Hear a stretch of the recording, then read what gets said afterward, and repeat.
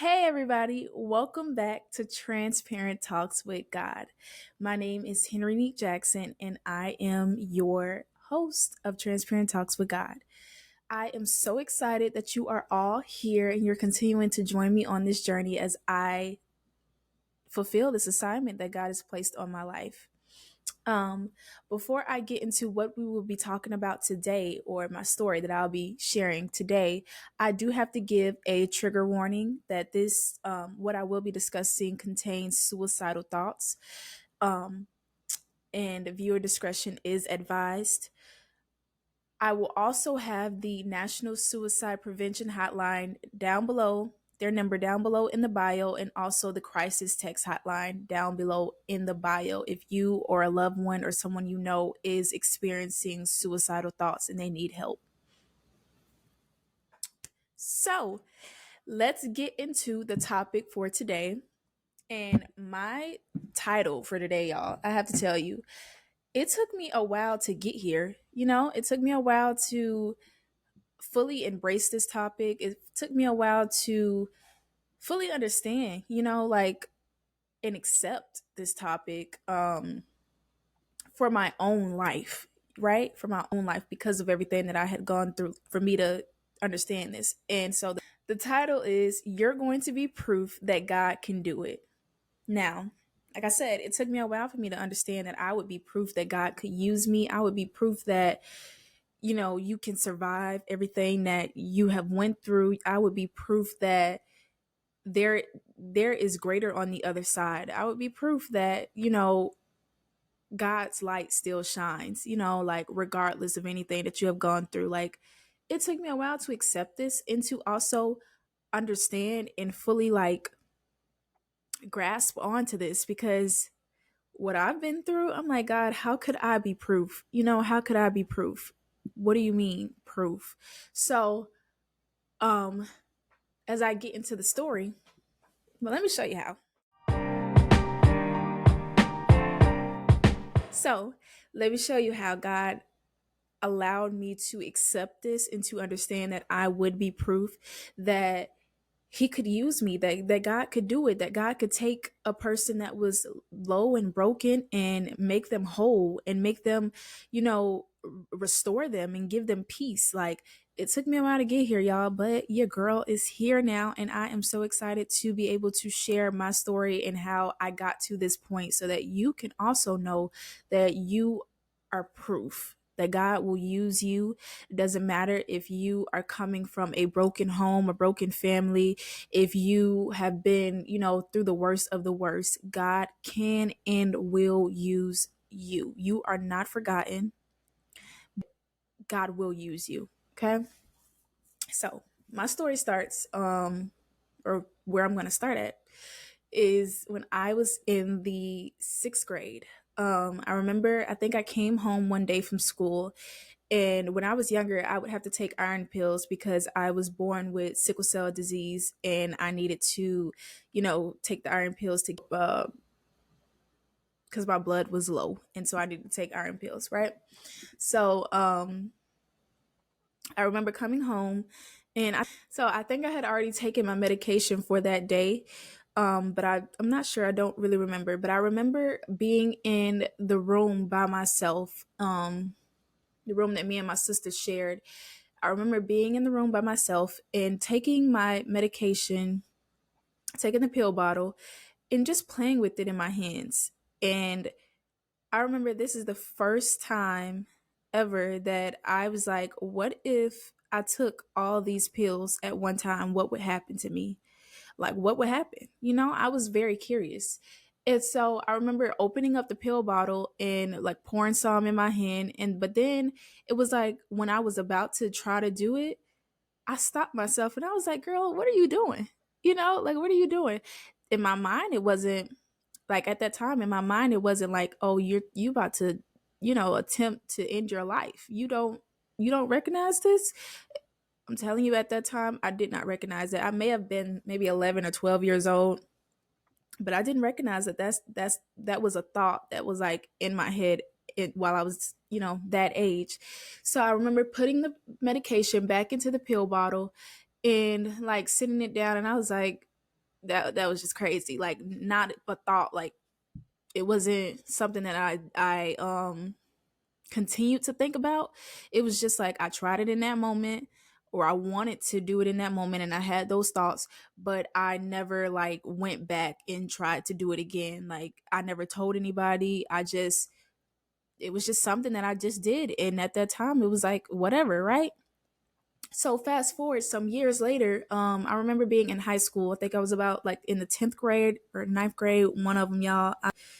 High school years kind of go together, but I remember being in geometry class, and mind you, before I get into that, actually, I remember always crying myself to sleep every night. Like, always crying myself to sleep every night, feeling so sad, feeling so down, and just like not really knowing what in the world was like going on with me. Like, I knew I was like dealing with things in my life, and I was dealing with things within my family and with my mom, and just like, a bunch of different stuff.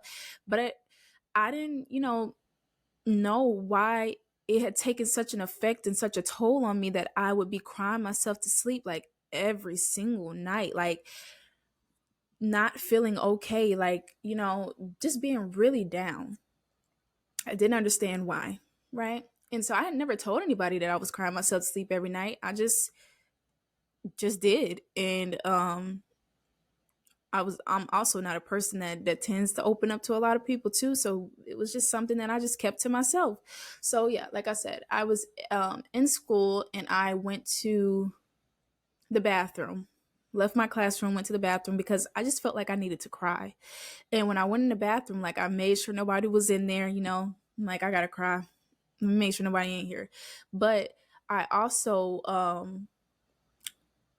was just curious as to why like I would be crying like all the time. Like, let me look up these symptoms. So I like got my phone out, and I went to Google. And y'all know, when you put something in Google, Google just gonna diagnose you, and it's like a quick little doctor that be wrong. Okay.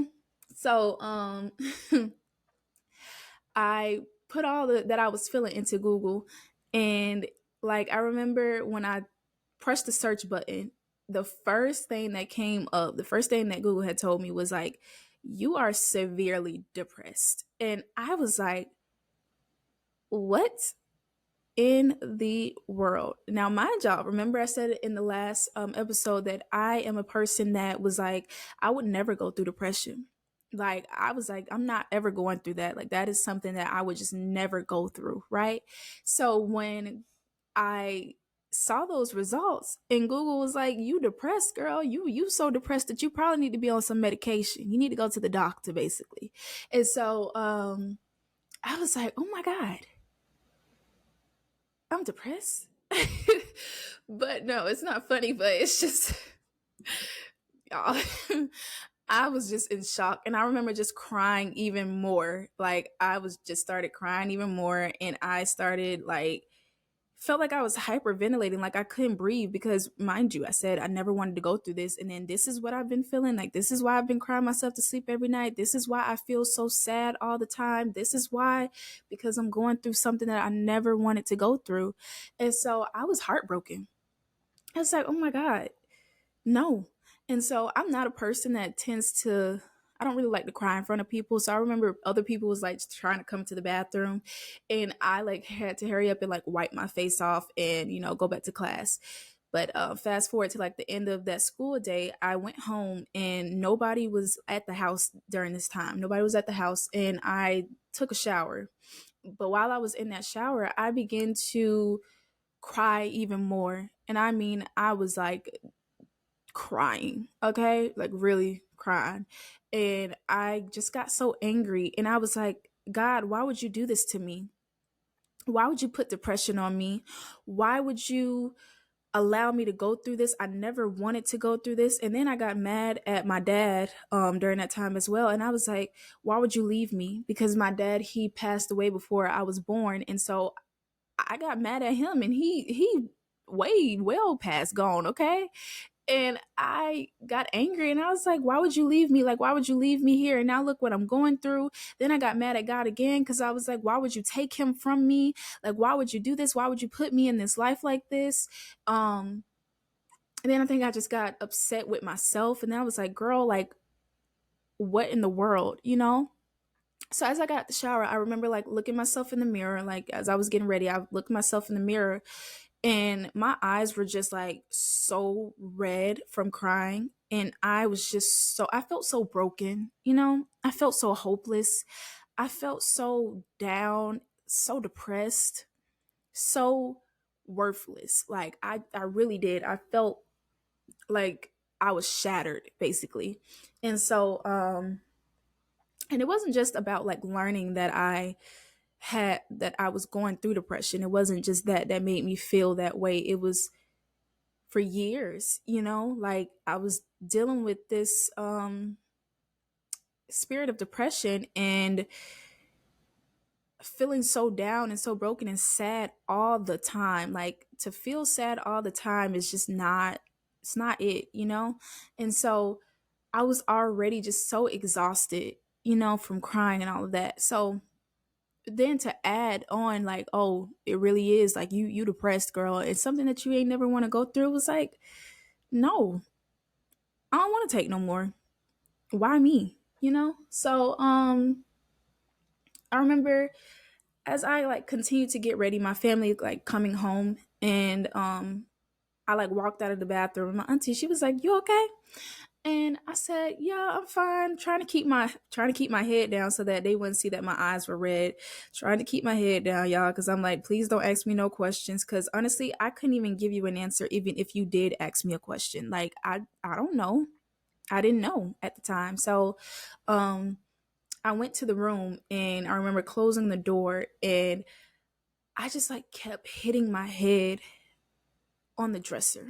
I like started hitting my head on the dresser and I was like upset, but I was upset with myself. It like changed from me being upset with my dad. It changed from me being upset with God. It was upset with myself because I was like, why would I yell at God? You know, like why would I be upset like with God? Like why am I going through this? Why? You know? And so I remember my cousin coming into the room. I had stopped hitting my head on the dresser. He came into the room. He was like, "You okay?" And I'm like, "Yeah, I'm fine." Mind you, like I said, I'm a person that doesn't necessarily like to open up to people like that. And so even though I was going through that real tough time, it was like, you better girl. I don't know. It was like I still couldn't open up my mouth and say, "Hey, I'm actually not fine." And that was like maybe if I would have opened up my mouth sooner, I wouldn't have went through it as long as I did, but I'm not sure. I don't have an answer to that one. So I told him that I was fine, and then like that night, I think I just wanted to sleep for the rest of the day. So again, crying again, but the next day I had to like go to school, and so I had made a decision within myself to be the strong friend for all of my friends and to also be a person that they could turn to and also just keep them laughing because I was like I would never want a person to feel the way that I am feeling. Like it was real bad. And I said I would never want another person to go through this. I would never want a person to feel this way that I'm feeling. And even if they are already feeling this way, the least that I can do now is just when they're, you know, the time that I have with them is to make them laugh, is to make them smile, is to make them forget about the things that they may have going on behind closed doors in their personal life.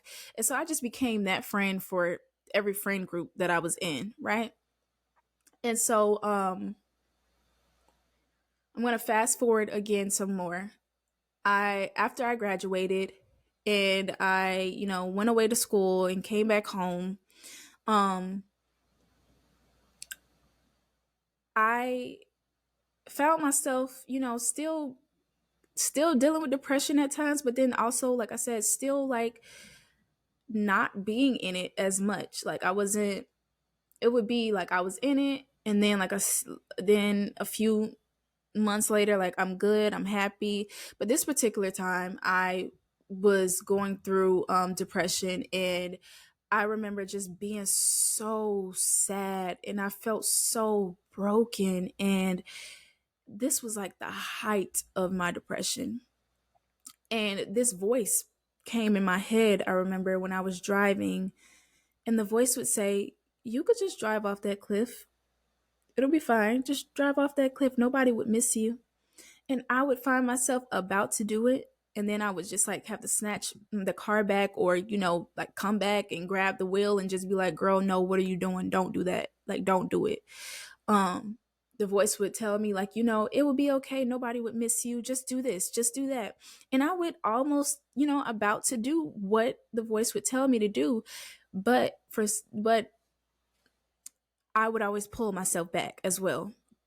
But this particular time, I was at the height of my depression, and or the depression. I was at the height of it, and I was just really going through it. I was going through it a lot. I was dealing with a bunch of stuff around this time, and I felt I had no peace. My peace had been stolen from me. My mind, I had no peace of mind.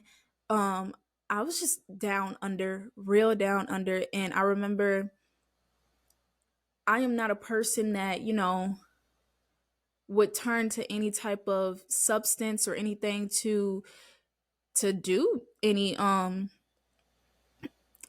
drugs or anything like that. But I remember doing the hookah, and when I would do that, I was like, I just want to get out of my head. So if this thing can make me feel like high for a little bit to not be here and not be in my head, I'm gonna do that.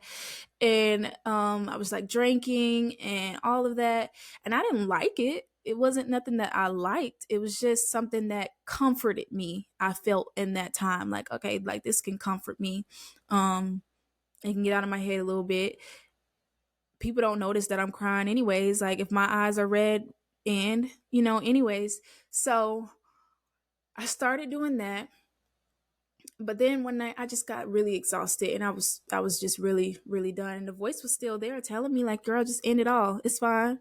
And so I said good night to everybody, like in the house, in my mom's house. And I remember taking some sleeping medication, taking a handful in my hand, putting it in my mouth, and literally laying down like ready to go. I was just ready to go. But that night, God visited me while I was sleeping in a dream. Now, mind y'all, I had just taken a bunch of sleeping medication. I was ready to go.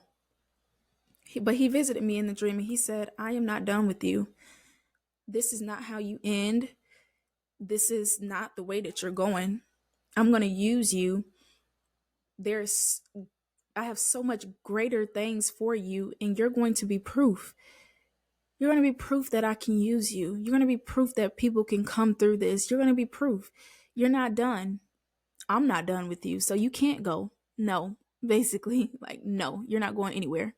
And so I woke up the next day in two different moods, I'll say. Woke up the next day in two different moods. I was happy a little bit that he didn't take me and that I was still there, because truthfully, as much as I wanted to end it all and I was exhausted, I didn't want to end it all. Like I didn't want this to be the end of it all, right? So a part of me was like, thank God. And then the other part of me was like, but I did want to go, and I don't see anything, and nothing has changed. I'm still feeling broken. I still don't have any peace. Why am I still here, basically? And but I kept a hold on to what God had said about how he would use me and how he wasn't done with me. And like I said, that part of me that was still happy, I truly was still happy, but I was torn in between. It was like I want to go, but at the same time, Lord, I'm going to trust you. I'm going to make a decision to trust you, like, cuz this time I need to come up out of this. Like this time this needs to be the end, right?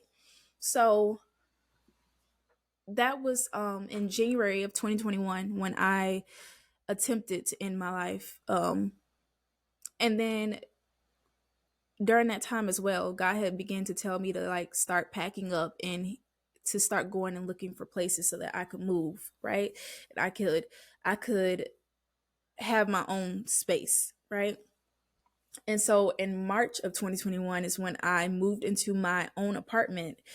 And when I tell y'all, it's like I remember praying and saying, Lord, if you could just get me through the door, I will sleep on the floor because I didn't have furniture at that time. So I said, Lord, if you could just get me through the door, I will sleep on the floor. I do not care. Just get me through the door. And he got me through that door, y'all. And I slept on the floor for 2 weeks, but you couldn't tell me nothing. Like I felt so at peace. It was like God did such a quick restoration from all those years of always crying myself to sleep at night to quick restoration of peace, a quick restoration of love, a quick restoration of comfort. Like I was so happy. I was so I am so happy. um and I just felt so good. Like I really did. I felt so good. I didn't care if I was sleeping on the floor. It was like, Lord, thank you, thank you, thank you, thank you, because I needed this. Like I didn't have a peace of mind. I felt like my peace had been stolen from me. I felt broken and shattered. And so to go from feeling all of that to feeling to gaining your peace back and to being restored. And I'm not saying like, I didn't still feel a little bit broken. I needed to unlearn and learn some stuff. And during that year, God did. He came and he restored me completely. And it took some time, but during that time, I began to really sit and spend more time with him, get closer to him, know his word and know what he has said about me in his word. And depression just had to go. It had to flee. The voices had to go. They had to flee because once I began to truly allow God to change me and allow God to restore me and allow God to deliver me, all of that had to go. It couldn't stay, right? It couldn't stay.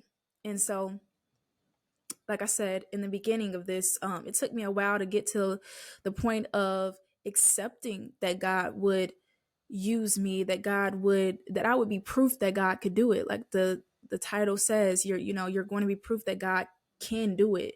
And it took me a while to get here. It took me a while to get here to a place of where, wow, God, you really did do it. Cause I wanted to end it all. I'm telling you, I was there. I wanted to end it all. I wanted to drive off the cliff.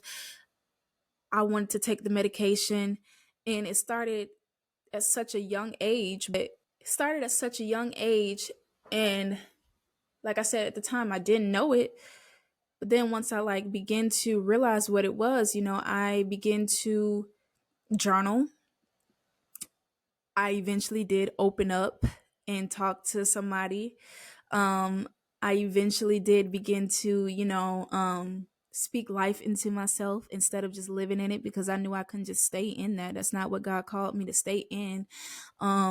And the people that he did send to help me, they truly cared and they truly wanted to help me and they truly, you know, wanted to be there for me regardless of what it was. They truly did care. And so as I like just began to accept their help, like even with being at peace and being in my own space, I still needed help. So as I began to accept their help and everything, I got better. I really did. I got better. And that was, 2 years ago. That was 2 years ago. And now I'm in front of you on this podcast. And I am here to tell you that you're going to be proof that God can use you. I know it may seem like your battle is much deeper, is much bigger, but Jesus saves, right? And his word definitely works. He will send you people whom will help you get through it. Like don't be like me, y'all. Don't open up your mouth when you feel like, okay, this is just the ending of it. Like open up your mouth when you begin to feel those feelings from the start, because people want to help you, but open up your mouth to someone whom you feel safe with. You know, ask for help from those people whom you know will be there for you and won't just like take you for granted and won't be fake. Open up to somebody who is Holy Ghost filled, who's not going to judge you, but is going to allow you to sit and speak and talk. And even if you feel like your thing is just too small or whatever, that person won't make you feel small, or may not make you feel hurt. Open up to somebody who gonna make you feel seen and heard and loved and comforted, and they gonna point you to Jesus and his perfect word, his perfect peace. Open up to those people. And then also, I would encourage you to journal down what you are feeling. Like, journal down, do videos. I did so many videos. I have so many journals of when I was going through that time, because I needed to just write it out. And I would encourage you to write it out, get it out, ask for help, um, pray, yell, scream, whatever you have to do, but get it out. Do not stay in it. Do not sit in it. Do not let it eat you alive. But but get the help that you need, because I was there. I needed the help, and I'm so happy that I did eventually reach out, and I did eventually, get the help that I need, because like I said, I wanted to go, and God was like, "No, you're not going anywhere. Like, I'm not done with you." And I am here as proof that God can do it. God can transform you, and he can change your life, and he will do it because he loves you. And there is nothing that he is doing that is he is not trying to hurt you. And sometimes God will allow us to go through things just to teach us a lesson, also to grow us in those areas, and also so that we have this experience of going through this, so that when we begin to walk into our purposes and walk into what he has called us to, we needed to have that experience, because you're going to be dealing with people whom have went through what you went through, and you're going to need to know what to tell them and how you got through it. And so that is exactly like what God is doing for me. Like, I struggled for years. It was bad. I'm not going to be honest with y'all. It was bad. I didn't like it. I didn't like it whatsoever, but I'm happy. I am happy that I went through what I went through, because God is literally restoring me. He's giving me joy. He's giving me peace. He's comforting me. He's loving me. He's sending me people whom care and love me. And it's a beautiful thing. Your life is beautiful. Your life is precious. And just like I said in the last podcast, this world needs you. People need you. People need you. There are people assigned to your life whom you have to go back and you have to help and you have to reach and you have to save. And I know you're like, but why do I have to save them when I'm going through my own mess and I need to be saved as well? Trust me, I get it. Because sometimes I be like, God, this is stuff that I needed to hear at that time that I didn't hear, you know? But a lot of it had to do with me not opening up. So I couldn't hear what I needed to hear if I didn't open up my mouth, right? And then another part of it was people couldn't give what they never received, right? So don't don't stay in it, and don't allow it to make you bitter, but allow it to grow you, and allow allow it to make you love and make you empathetic and sympathetic, and allow it to change you, but not for the worse, but for the better. So if I could just encourage y'all with anything, I have this scripture, Deuteronomy 28:13. It says, "And the Lord shall make thee the head and not the tail. Thou shalt be above only and not beneath. If that thou hearken unto the Lord thy God, which I command thee this day to observe and to do them." God has called you to be above and not beneath. He's called you to be the head and not the tail. He has called you for greater. He's called you to change the world. He's called you to go and save souls and to help so many people. Don't allow this to take you out. I was there. I wanted to go. That voice was real loud in my ear, y'all. And she's silenced now. She's not even here no more. She gone. But thank the Lord for that. But if I could just encourage you, just continue to keep going. Do not stop. Keep going. Keep loving. Keep showing up. Even if you have nobody showing up for you, you have to show up for yourself. So keep showing up for yourself, and you're going to make it. You're going to get through it. You're going to get through it. God loves you, and I love you. And if you or someone you know is experiencing suicidal thoughts, the crisis text line number is 741-741, and you would just text home to them, and they are open 24 hours, and they're willing to help you.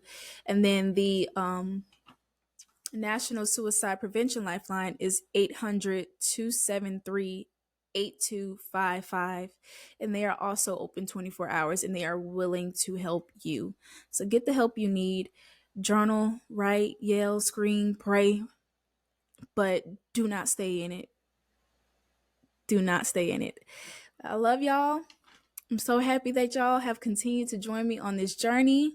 My name is Henry Jackson, and this is my story, and this is Transparent Talks with God. Y'all have a great day. Hey, everybody. Thank you so much for watching. I pray that this has blessed you. Like, comment, and subscribe, and share. Have a great day.